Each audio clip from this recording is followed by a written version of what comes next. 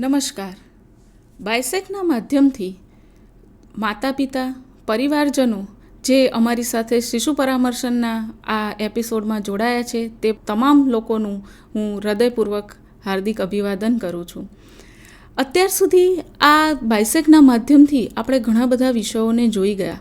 દાખલા તરીકે વાર્તા બાળકો માટે કેવી હોવી જોઈએ, બાળકોના ઉછેરમાં આયુર્વેદ કેવી રીતે આપણને મદદ કરી શકે છે, બાળકોનું જગત કેવું હોય છે, બાળક આસપાસના વાતાવરણને કેવી રીતે સમજે છે અને સાથે સાથે બાળકનું જતન કેવી રીતે કરવું જોઈએ, શિશુ ઉછેરની એટલે કે જન્મથી 3 વર્ષના બાળકોના ઉછેરની સમજ મેળવવી શા માટે જરૂરી છે, આવા ઘણા બધા વિષયો વિશે આપણે વાત કરી ગયા.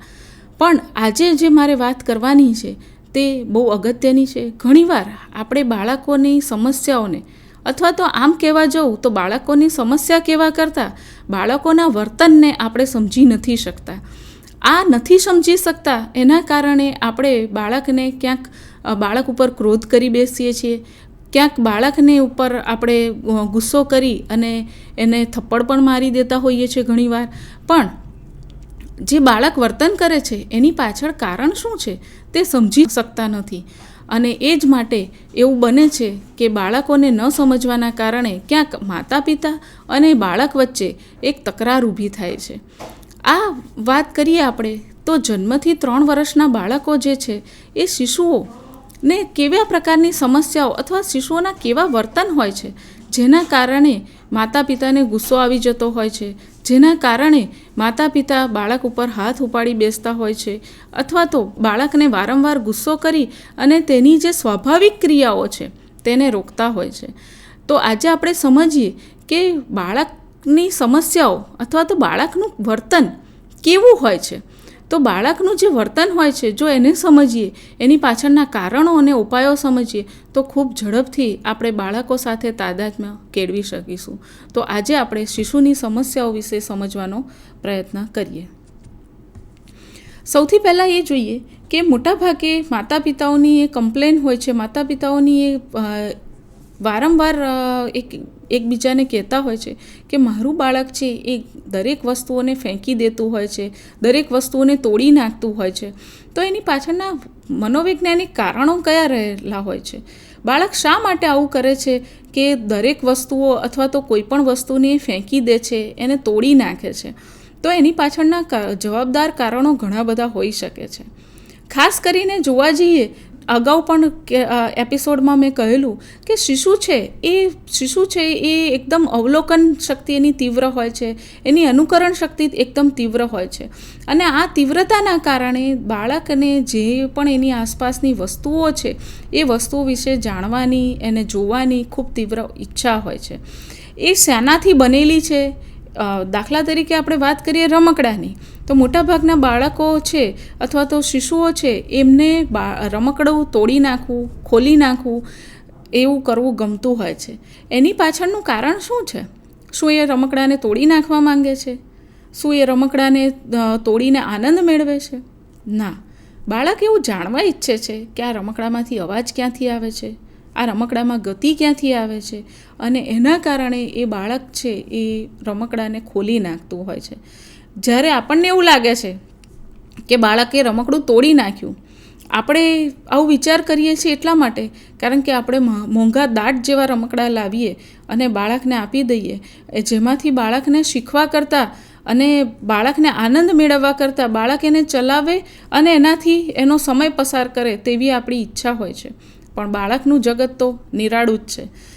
બાળક તો પોતાના સ્પર્શના માધ્યમથી, પોતાની જ્ઞાનેન્દ્રિયોના માધ્યમથી કંઈક ને કંઈક જોઈ અને કંઈક ને કંઈક શોધવાની, કંઈક ને કંઈક પામવાની ઈચ્છા રાખતો હોય છે. અને એટલા જ માટે બાળક છે એ રમકડાને કે કોઈ પણ વસ્તુને ખોલી નાખતું હોય છે. આ ઉપરાંત કોઈની ઈર્ષા કરતું હોય તો પણ કોઈ પણ વસ્તુને ફેંકવું, એની ભાંગતોડ કરવી અથવા તો એને તોડી નાખવું એવી વૃત્તિ પણ બાળકોમાં આપણે જોવા મળે છે. બાળકોને કામ કરવું ખૂબ ગમતું હોય છે. માતા પિતા જે કંઈ કામ કરે છે અથવા તો જે કંઈ પ્રવૃત્તિમાં રત હોય છે એવી જ પ્રવૃત્તિ બાળકને કરવી હોય છે.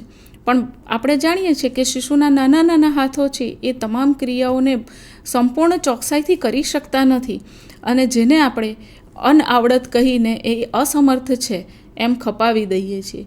અને ઘણીવાર એવું ખરેખર બનતું હોય છે કે જે 2 કે 3 વર્ષનું બાળક હોય તો એ એના હાથમાંથી કોઈ વસ્તુ પડી જતી હોય, એના હાથમાંથી કોઈ વસ્તુ ઢોળાઈ જતી હોય તો એને આપણે એની અનઆવડત છે એમ માની અને એના ઉપર ગુસ્સો કરી બેસતા હોઈએ છીએ.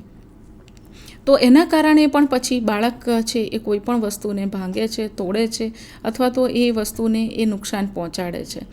ઘણીવાર એવું બનતું હોય છે કે કોઈ કામ નથી કરી શકતું અને એની લાચારી બતાવવા માટે પણ, એની અસમર્થતા છે, એની અક્ષમતા છે એ દર્શાવવા માટે પણ એ વસ્તુઓને તોડતું હોય છે, વસ્તુઓને ફેંકી દેતું હોય છે. જ્યારે બાળક છે એ પોતાના જેવા આસપાસના બાળકો સાથે ફ્રેન્ડશિપ એટલે કે દોસ્તી નથી બનાવી શકતું, મિત્રતા નથી કેળવી શકતું, ત્યારે પણ એને અંદરથી એક પ્રકારની ગ્લાનિ ઉત્પન્ન થાય છે અને એને રમવા માટે કોઈ બીજા મિત્રો ન મળવાના કારણે પણ તે આસપાસની વસ્તુઓ છે એને નુકસાન પહોંચાડે છે, તોડી નાખે છે. સાથે સાથે એને એની આસપાસ જે વાતાવરણ છે અથવા તો એની આસપાસ જે રમકડા છે, વસ્તુઓ છે, એમાં એને રસ નથી પડતો, એમાંથી એને રમવાથી આનંદ નથી મળતો, ત્યારે પણ એ વસ્તુઓને તોડવાનો પ્રયત્ન કરે છે. ઘણીવાર એવું બનતું હોય છે કે ઘરમાં એક જ બાળક હોય. અત્યારે આપણે જોઈએ છે કે ન્યુક્લિયર ફેમિલી, મોટાભાગના પરિવારો, વિભક્ત કુટુંબ એટલે કે માતા પિતા અને બાળક જ રહેતું હોય અને તેમાં પણ હવે તો માતા પિતા બંને નોકરી કરવાના કારણે બની શકે કે ઘરમાં એક જ બાળક હોય અને એ એક જ બાળક છે એમાં ઘરમાં એનું પર ધ્યાન ન અપાતું હોય તો પોતાની તરફ ધ્યાન આકર્ષિત કરવા માટે પણ ઘણીવાર બાળક છે એ વસ્તુઓને ફેંકતું હોય છે, વસ્તુઓને તોડતું હોય છે, જેથી કરીને માતા પિતા જોવે કે આ વસ્તુ એણે તોડી છે, આ રમકડું એણે તોડી નાખ્યું છે, આ વસ્તુ એણે ને નુકસાન પહોંચાડ્યું છે, ત્યારે માતા પિતા એની તરફ જોતા હોય છે અને ત્યારબાદ એને એવું લાગે છે કે આવું કરવાથી માતા પિતા મારી તરફ ધ્યાન આપે છે. આ વૃત્તિના કારણે બાળક છે એ માતા પિતા એવું સમજે છે કે બાળકે કંઈક તોડી નાખ્યું અને માતા પિતા એવું સમજે છે કે હું બાળક તરફ ધ્યાન નથી આપતો, એટલા માટે બાળક આ વસ્તુને તોડે છે. અને તોડ્યા પછી જ્યારે આપણે ધ્યાન આપીએ છીએ ત્યારે બાળકને એવું ખબર પડે છે કે કોઈ પણ વસ્તુ તોડીએ તો માતા પિતા આપણી તરફ ધ્યાન આપે છે.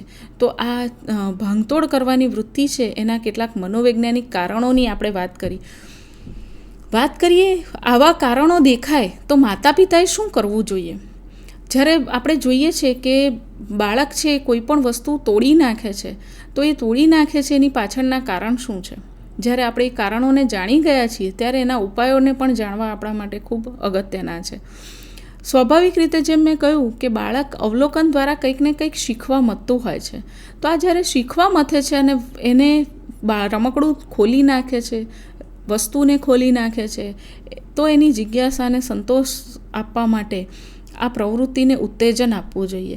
આપણે એવું એને ડરાવી ન દેવું જોઈએ કે આ રમકડું ખૂબ મોંઘું છે, આ વસ્તુ ખૂબ મોંઘી છે, તોડી નાખવાથી ખૂબ નુકસાન થયું છે.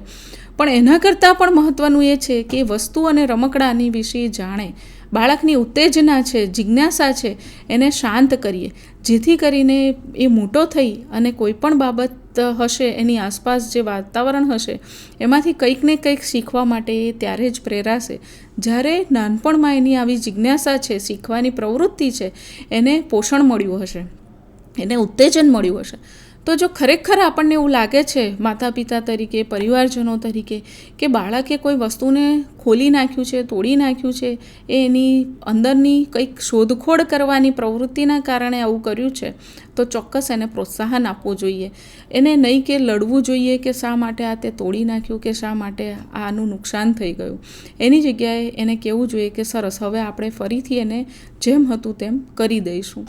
એમ કરીને આ પ્રવૃત્તિને એને ઉત્તેજન આપી શકાય. અગાઉ કહ્યું તેમ કે કોઈ બાળકને કોઈની ઈર્ષા થતી હોય તો ઈર્ષા થવા પાછળના પણ કારણો આપણે આગળ જોવાના છીએ. તો કોઈ શિશુ છે એને ઈર્ષા થાય છે અને એના કારણે એ કોઈ વસ્તુને તોડી નાખે છે, તો ઈર્ષા થવાના સંજોગોમાં જો એ વસ્તુને તોડી નાખતું હોય તો બાળકની પ્રશંસા કરવી એ સૌથી સારો ઉપાય છે. એને પ્રેમ અને હૂંફ આપીએ તો જેથી કરીને એને એવું લાગશે કે આ માતા પિતા છે, પરિવારના લોકો છે, એ મારું જ વિશે મારો જ વિશે વિચારે છે, મારું ખૂબ ધ્યાન રાખે છે, અને ત્યારે આવું જ્યારે એને લાગશે, એને લાગણી ઉદ્ભવશે, ત્યારે એ મોટાભાગે આવી પ્રવૃત્તિ કરતું નથી. આપણે એવું કરીએ છીએ કે બાળક નાનું હોય, એકદમ શિશુ અવસ્થામાં હોય, 1.5-2 વર્ષનું, થોડુંક સમજણું થતું થાય, અને એ જ્યારે સામેવાળાની લાગણીને સમજે છે ત્યારે આપણે જાણી જોઈને ઘણીવાર એવી પ્રવૃત્તિ કરતા હોઈએ કે આ મારી મમ્મી છે, મારી બા છે, મારી માસી છે, આ મારું રમકડું છે. આવું જ્યારે આપણે કહીએ છીએ કે મારી બા, એની માતાના ખોળામાં આપણે માથું નાખીને એવું કહીએ કે આ મારી બહેન છે, આ મારી દીકરી છે, ત્યારે પણ બાળક ખૂબ ઈર્ષા કરતું હોય છે અને એ એનાથી સહન નથી થતું. તો ઈર્ષાની જે વૃત્તિ છે એ આપણે જ બાળકોમાં નિર્મિત કરતા હોઈએ છીએ. આપણે જાણી કરીને એવું નથી કરતા, પણ અજાણે પણ માતા પિતા અથવા તો પરિવારજનો આવી સિચ્યુએશન અથવા તો આવું વાતાવરણ ઊભું કરે છે, જેથી કરીને એને એવું લાગે છે કે આ મારી માતા, મારા પિતા, મારી બા એ બીજા કોઈના કેવી રીતે હોઈ શકે. તો આવી વૃત્તિના કારણે બાળકોમાં ઈર્ષા ઊભી થાય, અને એના દ્વારા બાળક પછી ઈર્ષાના કારણે કોઈ પણ વસ્તુને નુકસાન પહોંચાડીને આ ઈર્ષાની પૂર્તિ કરવાનું એ પ્રિફર કરતું હોય છે. તો આ સમયે બાળકની ખૂબ પ્રશંસા પ્રશંસા પણ કરીએ અને એને પ્રેમ અને હૂંફ આપીએ, જેથી કરીને એમ લાગે કે આ પરિવારના તમામ સભ્યો છે એ મારા જ છે. તો બાળક ક્યારેય ઈર્ષા કરતું નથી. આગળ કહ્યું એમ કે ઘણીવાર એવું બનતું હોય છે કે કોઈ નાના મોટા કામ કરવામાં એ પોતાની અણઆવડત બતાવતું હોય છે અથવા તો અસમર્થ હોય છે. એની ઉંમરના બીજા બાળકો આ કામ કરી શકતા હોય છે, પણ એ પોતે ન કરી શકવાના કારણે એ એવું ફીલ કરે છે કે હું બીજા બાળકો આ કરી શકે છે, હું નથી કરી શકતો અથવા કરી શકતી. તો એના કારણે શું કરે એ બાળક, કોઈ પણ વસ્તુ હોય છે અથવા તો કોઈ પણ બાબતને નુકસાન પહોંચાડવાનો પ્રયત્ન કરતું હોય છે. તો માતા પિતા અહીંયા ચેતી જવાની જરૂર છે કે પરિવારના લોકોએ અથવા તો માતા પિતાએ અહીંયા બાળક ઉપર ખૂબ નિયંત્રણ રાખવાના કારણે આવું થયું છે. વધારે પડતા નિયંત્રણો, આમ ચડીશ નહીં, ઉપરથી કૂદકો મારીશ નહીં, આ વસ્તુને લઈશ નહીં, આ વસ્તુ લઈશ તો તૂટી જશે, આવા બધા નિયંત્રણો નાના મોટા રાખવાના કારણે બાળકની જે ઉંમર છે એ ઉંમર પ્રમાણે પણ ઘણા બધા કાર્યો કરવામાં તે સમર્થ થતું નથી, અને એ સમર્થ ન હોવાના કારણે પણ એને અંદરથી એક ગિલ્ટી ફીલ થાય છે, અને એના કારણે બાળક છે એ ઘરની વસ્તુઓને પછાડે છે, ભાંગી નાખે છે, એવું કરતું હોય છે. તો માતા પિતાએ બાળકને ખૂબ કંટ્રોલ સિચ્યુએશનમાં ન રાખતા એને જે કામ જ્યારે કરવું છે તે કામ ત્યારે કરવાની સ્વતંત્રતા આપવી. એક ઉદાહરણથી સમજીએ. દાખલા તરીકે ઘરમાં કોઈ મહેમાન આવ્યા છે અને આ મહેમાનને બાળક છે એ પાણી આપવા ઈચ્છે છે, તો તરત આપણે એવું કહીએ છીએ, બેટા તું બહુ નાનો છે, કાચનો ગ્લાસ ભાંગી જશે અને પાણી ઢોળાઈ જશે, અંકલના કપડાં બગડશે. આવું કહેવાના કારણે અને બાળકને આ પાણીનો ગ્લાસ ન લઈ જવા દેવાના કારણે એના જે આ હાથની પકડ છે, સ્થિરતા છે પાણી ન ઢોળાઈ જવામાં, એ પાછળથી કેળવવામાં ખૂબ સમય લાગતો હોય છે. અને એ આપણે કંટ્રોલ કરીએ છીએ બાળકની ખૂબ નાની ઉંમરમાં, અને આના કારણે પછી મોટું થઈને પણ બાળકને એવો કોન્ફિડન્સ નથી આવતો કે હું આ કામ કરી શકીશ. જ્યારે બીજા 7 થી 8 વર્ષની ઉંમરના બાળકો બહુ આરામથી આ કરતા હોય છે, ત્યારે આ બાળક જ્યારે મોટું થાય છે, 7 થી 8 વર્ષની ઉંમરનું થાય છે, ત્યારે આ જ કામ એ બીજા બાળકોની જેમ નથી કરી શકતું. કેમ? કારણ કે એને કરવા દેવામાં નથી આવ્યું, અને એના કારણે બાળક છે એ એવું સમજે છે કે હું આ કામ નથી કરી શકતો. તો બાળક જ્યારે જે કરવા ઈચ્છે છે ત્યારે એને કરવા દઈએ. જો આપણને એવું લાગતું હોય કે બાળક કાચનો ગ્લાસ લઈને જશે અને ઢોળાઈ જશે તો, ફૂટી જશે તો આપણે એને સ્ટીલનો ગ્લાસ આપીએ. પાણી ઢોળાઈ જશે તો એવું લાગતું હોય તો આપણે થોડુંક ઓછું પાણી ભરીને આપીએ, જેથી કરીને બાળક આ ક્રિયા જેમ જેમ કરશે તેમ તેમ એનામાં કોન્ફિડન્સ આવશે અને એ ક્રિયાને બહુ સારી રીતે કરી શકશે. ત્યારે એને કોઈ પણ કાર્ય કરવા માટે એ પોતે અસમર્થ છે એવું ફીલ નહીં થાય. એટલે બને ત્યાં સુધી આપણે કંટ્રોલ કરવા કરતાં, બાળકને નિયંત્રણમાં રાખવા કરતાં, એ જે કરવા ઈચ્છે છે એમાં આપણે એને કેવી રીતે મદદરૂપ થઈ શકીએ તેવું કરીશું તો બાળક બાળકની અંદર એક અલગ જ પ્રકારનો આત્મવિશ્વાસ કેળવાશે. જેમ મેં કહ્યું કે બાળક એકલું પડતું હોય, બહુ મિત્રો ન બનાવી શકતું હોય અને જ્યારે એકલું પડે છે ત્યારે બાળકને ગમતું નથી, તો આપણે એવું કંઈ આયોજન કરવું જોઈએ કે સોસાયટીની માં રહેલા બાળકો એકબીજાને મળે, એના વચ્ચે મિત્રતા કેળવાય. એવા સ્થળોએ લઈ જઈએ જ્યાં બાળક રમી શકે અને મિત્રો બનાવી શકે અને એ રમતો રમીને પોતાનું જે દિવસ છે એ પસાર કરી શકે. તો મિત્રો જેમ જેમ એના વધારે બનશે તેમ તેમ એની પ્રવૃત્તિ રમતમાં વધારે જશે અને જેમ જેમ એ રમત વધારે રમશે તેમ તેમ એની જે આ ભાંગતોડ કરવાની વૃત્તિ છે મનમાં, એ અથવા તો એ ખાલી બેઠો છે, ફ્રી બેઠું છે બાળક, તો શું કરે? તો ઘરમાં કોઈ વસ્તુને નુકસાન પહોંચાડે. એવી વૃત્તિને પણ આપણે રોકી શકીશું. જો આપણે ઘરમાં બાળક તરફ ધ્યાન નથી આપી શકતા, એની પાછળના ઘણા બધા કારણો હોઈ શકે. મેં કહ્યું અગાઉ તેમ કે માતા પિતા બંને નોકરી કરતા હોય, ઘરમાં વધુ સભ્યો હોય પણ બધા મોટાભાગના મોટા હોય, વડીલ હોય અને બાળક ઘરમાં ઓછા હોય, એવા સંજોગોમાં પણ બાળકની જે વ્યવસ્થાઓ છે તે સચવાતી નથી, બાળકની જે જરૂરિયાતો છે તે સચવાતી નથી અને તેના કારણે થઈ અને બાળક છે એ ભાંગતોડ કરતું હોય છે અને ત્યારબાદ એ ભાંગતોડ કરી અને પોતાનું ધ્યાન છે એ ઘરના જેટલા પણ સભ્યો છે એની તરફ આકર્ષવાનો પ્રયત્ન કરતું હોય છે. તો આપણે એવું કરવું જોઈએ કે ઘરની દરેક પ્રવૃત્તિ છે એમાં બાળકને સાંકળવું જોઈએ. બાળકને એવું લાગવું જોઈએ કે આ ઘર, આ પરિવાર, એમના તમામ સભ્યો એ મારા જ છે અને મારા માટે જ એ લોકો આ બધી જે સગવડો છે એ ઊભી કરતા હોય છે અને કેન્દ્રમાં બાળક છે, એવી એને લાગણી ઊભી થશે તો એ ક્યારેય કોઈ પણ વસ્તુને નુકસાન પહોંચાડવાની પ્રવૃત્તિમાં રત થશે નહીં. ઘણીવાર જોઈએ છે કે શિશુ એકદમ નાનું હોય અને ઘણા બાળકો મોટા થયા પછી પણ અંગૂઠો ચૂસતા હોય છે.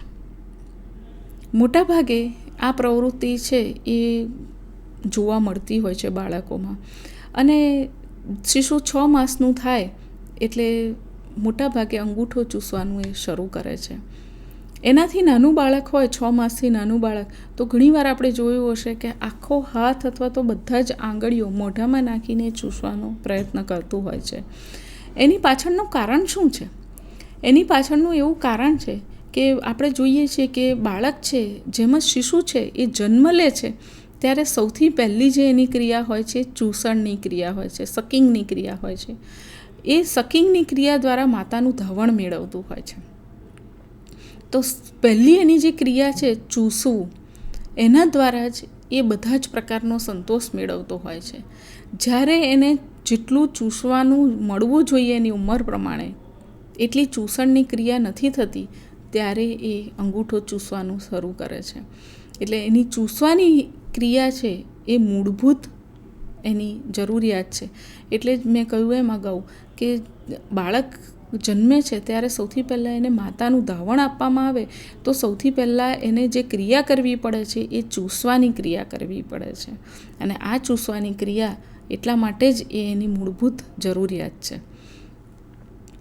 ઘણીવાર એવું પણ બનતું હોય છે, મેં કહ્યું કે મોટા થઈને પણ બાળકો અંગૂઠો ચૂસવાનું અથવા આંગળી ચૂસવાનું શરૂ રાખતા હોય છે. તો એની પાછળ કારણ એ છે કે એને તે વખતે આરામની જરૂર છે અથવા તો એને ભૂખ લાગી છે. આ 2 કારણ હોય. બહુ માનસિક રીતે થાકી ગયું હોય બાળક, શારીરિક રીતે થાકી ગયું હોય ત્યારે બાળક અંગૂઠો ચૂસતું હોય છે. એને એવું લાગે કે જ્યારે પરિવારના સભ્યો મને પ્રેમ નથી કરતા, મને હૂંફ નથી મળી રહી, ત્યારે એ અસલામતી અનુભવે છે અને એ અસલામતીને અંગૂઠો ચૂસીને પ્રગટ કરે છે. એના પરિવારના સભ્યો અને માતા પિતા દ્વારા કોઈ પણ બાબતે જો સંતોષ નથી મળતો ત્યારે પણ એ અંગૂઠો ચૂસવાની પ્રક્રિયામાં જોડાતું હોય છે. ઘણીવાર આ બાળકની જે ટેવ છે એનાથી માતા પિતા ખૂબ ગ્લાનિ અનુભવે છે, ખૂબ ચિંતામાં આવી જાય છે કે મારું બાળક જો અત્યારે અંગૂઠો ચૂસે છે અને સતત જો આ બાળક અંગૂઠો ચૂસતું રહેશે અને મોટું થઈને પણ એ આ ટેવ નહીં છોડે તો શું? અને આ ટેવ સુધારવાના ચક્કરમાં માતા પિતા ઘણીવાર વારે વારે એને ટોકતા હોય છે. મોઢામાં જેમ જ અંગૂઠો નાખે એટલે હાથ ઉપર મારતા હોય છે. ઘણીવાર માતા પિતા અંગૂઠાના ઉપર સુદર્શન અથવા કડવી વસ્તુઓ લગાવી દેતા હોય છે, જેથી કરીને બાળક એને ચૂસે નહીં. પણ જ્યારે આપણે એને આવી રીતે નકારાત્મક રીતે પ્રયત્ન કરીએ છીએ ત્યારે એની ટેવમાં વધારો થતો જાય છે. એ પણ માતા પિતાએ ખૂબ ધ્યાન રાખવાની જરૂર છે. બાળક અંગૂઠો ચૂસે છે અને માતા પિતા એને કડવી દવાઓ લગાવીને અથવા તો વારે વારે ટોકીને એને દૂર કરવા મથતું હોય છે, તો આ પ્રક્રિયા વધારે વધે છે. તો શું કરવું જોઈએ જેથી કરીને બાળકો અંગૂઠો ન ચૂસે? સૌથી પહેલાં તો આપણને મેં કહ્યું એમ કે બાળકની ચૂસવાની ક્રિયા છે એ એની મૂળભૂત જરૂરિયાત છે. એને જ્યારે ચૂસવાની ક્રિયા ઓછી પડે છે ત્યારે અંગૂઠો ચૂસવાની શરૂઆત કરે છે. તો ચૂસણનો સમય વધારવો જોઈએ, એટલે કે સ્તનપાનનો સમય થોડોક વધારી દેવો જોઈએ. બાળકને ફીડિંગ પ્રોપર રીતે જો કરાવવામાં આવે તો બાળક અંગૂઠો ચૂસવાની બાળકને જરૂરિયાત રહેતી નથી. ઘણીવાર એવું બનતું હોય છે કે બાળકને ભૂખ લાગે અને માતાને ખ્યાલ ન રહે ત્યારે બાળક અંગૂઠો ચૂસતું હોય છે. તો એને સમય પ્રમાણે એને જમવાનું આપી દેવું જોઈએ અને ત્યારબાદ એને આરામ કરવાની નિંદ્રા એની પૂરી થાય તેવો એને એક વાતાવરણ બનાવી આપવામાં આવે તો એ અંગૂઠો ચૂસવાનું શરૂ કરતું નથી. મેં કહ્યું કે જ્યારે બાળક અસંતોષ અનુભવે છે અને એવું લાગે છે કે મને કોઈ પ્રેમ નથી કરતું, મને હૂંફ નથી મળી રહી, મને અસુરક્ષિત મહેસૂસ કરી રહ્યો છું, ત્યારે બાળક અંગૂઠો ચૂસે છે. તો માતા પિતાએ એ ધ્યાન રાખવું જોઈએ કે બાળકને પ્રોપર પ્રેમ હૂંફ મળી રહે અને સાથે સાથે એને સુરક્ષાની ભાવના. ઘણીવાર એવું બનતું હોય છે કે માતા પિતાને કામ હોય એટલે બાળકને સુવડાવીને એ કામ ઉપર લાગી જાય છે. ઘરના કામ હોય અથવા તો બીજા કોઈ પણ કામ હોય. પણ જ્યારે બાળક શરૂઆતની કાચી ઊંઘમાં હોય છે ત્યારે એને સતત એ ધ્યાન હોય છે કે મારી માતા મારી આસપાસ છે કે નહીં.